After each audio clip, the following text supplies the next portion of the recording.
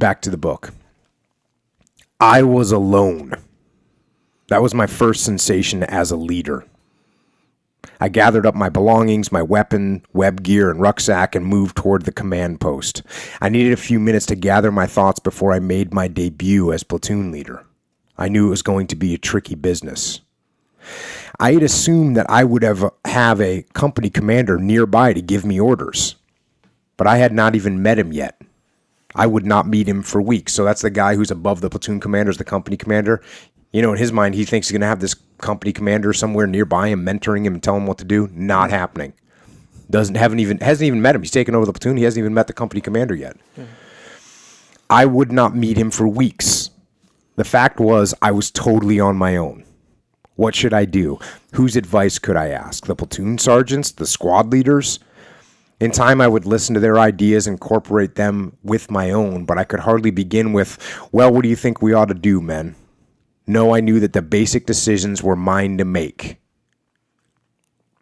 Now, I might go in that situation a little bit different, and I wouldn't have any problem asking platoon sergeants and asking squad leaders, hey, guys, what's going on? Getting some feedback from them, what's been working, what's not. I don't think there's anything wrong with that at all. Mm. He took a little different tact.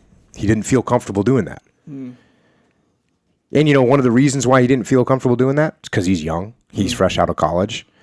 And he's a little nervous stepping into this combat role. Obviously.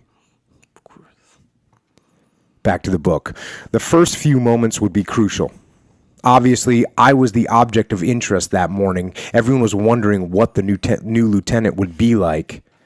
And I would be telling them with my first words, my gestures, my demeanor, my eyes. So he knows that everything he does, they're watching him and they're judging him. Mm-hmm. I would have no grace period in which to learn my way around.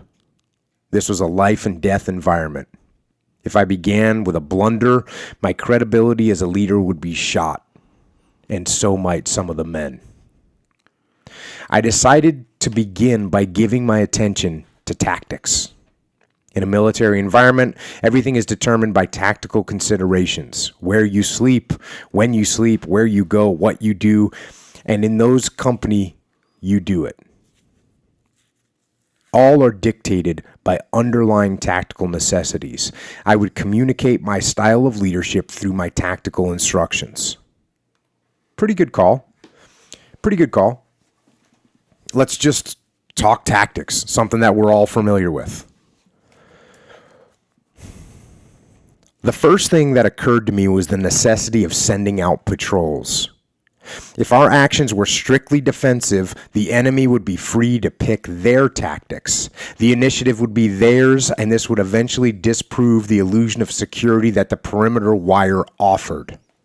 My training told me that a completely defensive unit is a prime target for an overwhelming attack. Boom.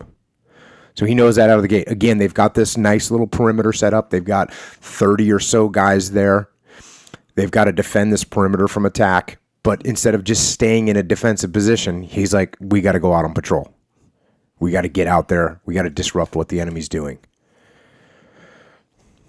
In combat leadership, as in real estate, location is everything. I was the platoon leader, and the patrolling would be done by squad-size elements. Normally, there were 10 men in a squad and 4 squads in a rifle platoon. But personnel strengths being what they were, my squads were down to only 6 or 7 men apiece. And there were only 3 squads. I would be risking over-supervision of the patrolling squad, whose direction was better left to the squad leader if I went with it. I would also be away from the majority of my platoon back at the perimeter. On the other hand, to stay with the 2 squads in the perimeter would deny me the knowledge of the terrain in which my platoon operated and the opportunity to evaluate the quality of the patrols, the major offensive activity of my tactical position.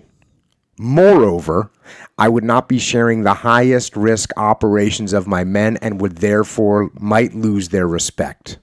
I also might miss my best chance to appreciate their perceptions, needs, and attitudes.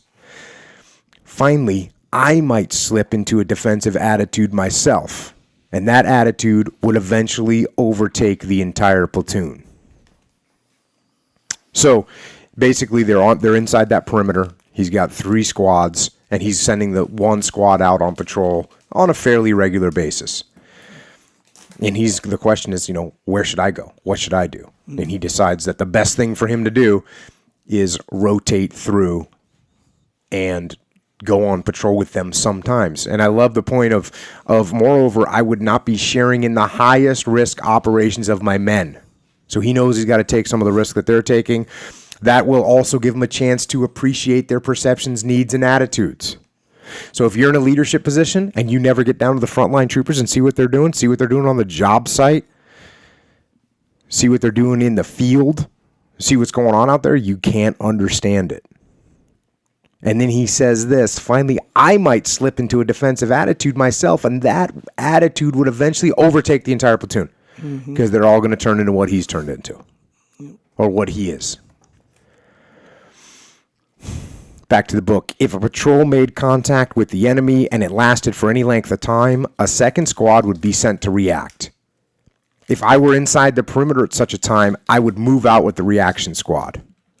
I firmly believed it was the duty of the combat leader to move to the sound of the guns, especially when a majority of the unit was engaged. So he's going to be there when things go sideways. He's going to move.